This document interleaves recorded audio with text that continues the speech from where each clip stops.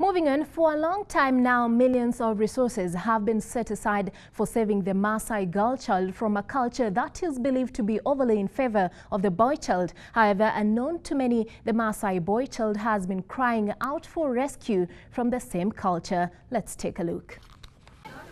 This is the life most pastoralists from the Maasai community are condemned to.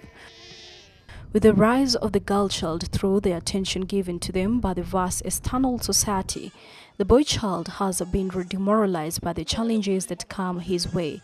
The pride of the boy child has completely faded from the community's eyes, but the same society will complain on how hopeless they are. Since the focus went to the girl child, then the parents have been ignoring the boy child, thinking that now, since it's the girl child that everybody is saying girl child education, then they should focus more on the girl child. So the steps that has been taken in making sure that the girl child accesses education is now higher than the boy child.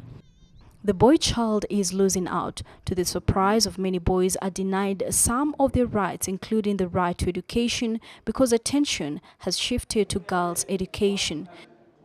But we are not seeing men coming out forcefully to become mentors to the boy child. We have seen programs of women or girls who have gone out to mentor their fellow girls. And we are encouraging more men to mentor the boy child. Moralism has also been a challenge in the Maasai community. Because you find that a child has reached class 6, a boy child has reached class 6, and now he has to go through the culture of circumcision and moralism. And so when they go out there, they feel that they have become men. And so now they don't want to go back to school.